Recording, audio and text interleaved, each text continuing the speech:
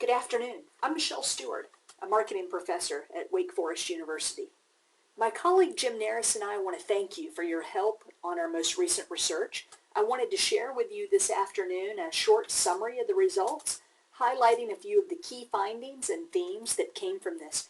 Please know that Jim and I would appreciate talking with you by the phone to hear about your perspective on these results and hear about your experiences and interpretations of why we found what we did. So feel free to send me an email if you're willing to talk with us, and Jim and I'll set up a time to talk with you. So what did we find? As you might recall, we were interested in how purchasing professionals' decisions are shaped by both internal vendor scorecards about a particular supplier, as well as external reviews from purchasing professionals outside of the company.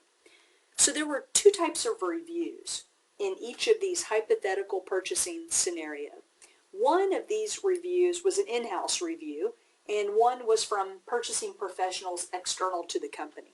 So these internal reviews, these vendor scorecards, were from people within your company in the hypothetical purchasing scenario who collectively scored a particular supplier. The external reviews were from purchasing peers outside of your company who shared their review on an online community of purchasing professionals.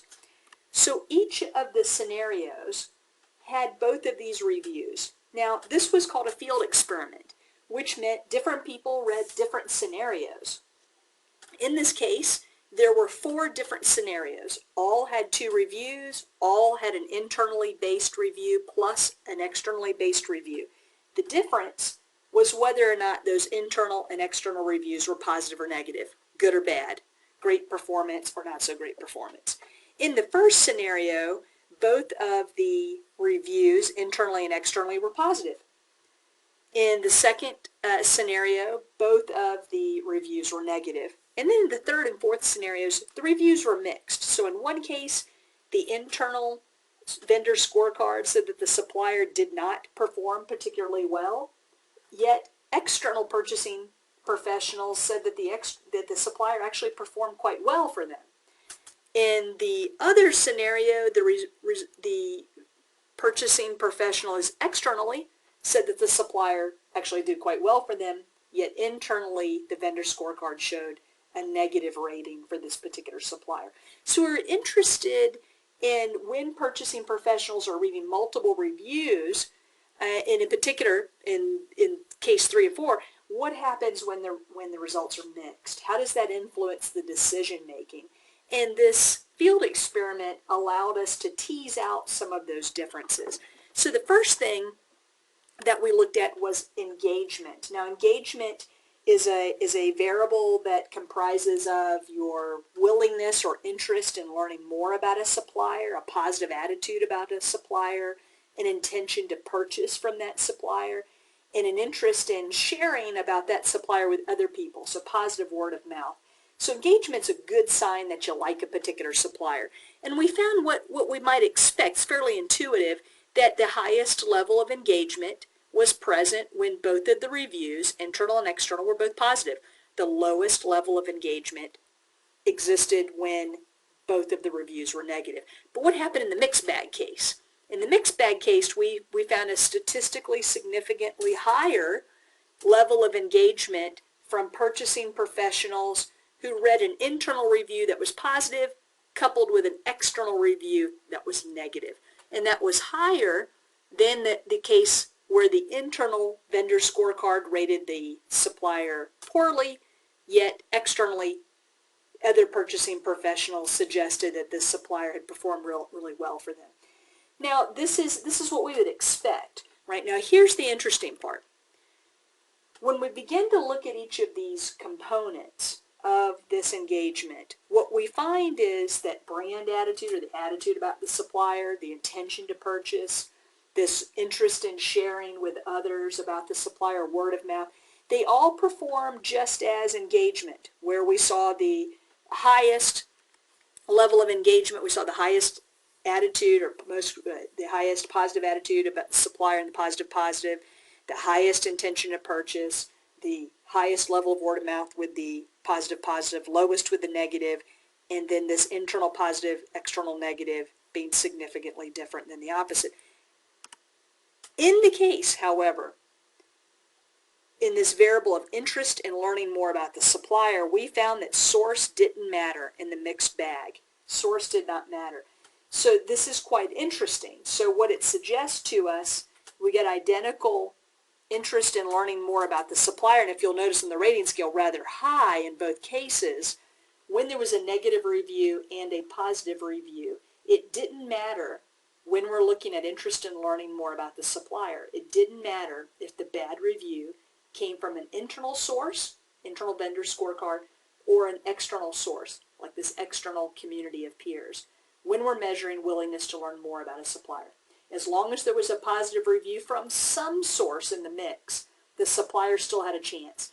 This was not the case with attitude about the supplier or intention to purchase or positive word of mouth. It was only the case that there was not a difference between these mixed reviews in this interest in learning more about a supplier. And we think that that comes back to a real interest in investigating different suppliers, even when there's some mixed signals. Now, from this, I want to share with you a few of the themes that came from the comments that you provided within the survey. So let me highlight a couple of the themes. This first theme, that external reviews could be used to leverage, to gain leverage when the internal environment's politically charged.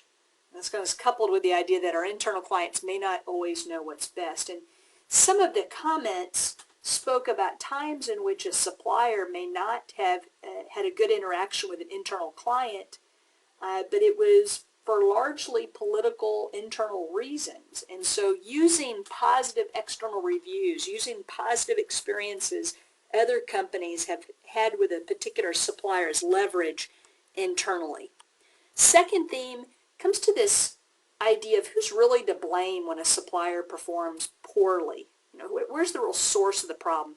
In a separate area of research that we did earlier this spring, though very much related, we looked at this question of attribution of blame when things go bad, and we're happy to tell you more about that if you're interested. The bottom line is that what we found in that other study is that purchasing professionals were more likely to blame a buying firm for that poor performance, for that poor review, the less that buying firm had in common with their own company.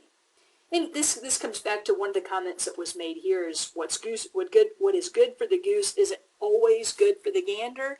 So understanding the source of poor performance becomes very important.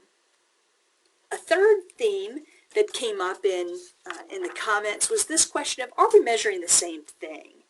So are the categories and the metrics the same in an internal review as they are in an external review? And this idea of this mixed review can raise a red flag. And is it that the external reviewers are using hard data? If so, which hard data? Are internal clients basing it on a feel of their relationship? So being sure that these metrics and categories of performance across different reviews are similar in our decision making. And a final theme, this idea that no matter where this review and rating comes from, whether it's externally or internally, it's simply a launch pad. It's a starting point for the investigation to continue, because we know that a supplier's past performance is not necessarily the supplier's present performance. So there's no silver bullet or easy solution to this complex decision making and selecting a supplier. And just because, as one respondent described, a supplier may walk on water for other customers or even another division within the company, it doesn't necessarily mean that that supplier is going to get your particular needs. So more investigation is needed. So we're left with other questions, and questions like, have you ever used these internal reviews from other purchasing professionals at other companies to create any sort of change internally? We would also be interested in your preferences and your experiences with internal vendor scorecards. And of course, do you see your younger millennial generation purchasing professionals using internal and external reviews in any different way? So if you'd like to share your views further with us, we'd love to talk with you about these. You can send me an email. We'll set up a time. If you're going to be at the ISMCV Summer Conference next week. We hope to see you there as well. Thank you for your time.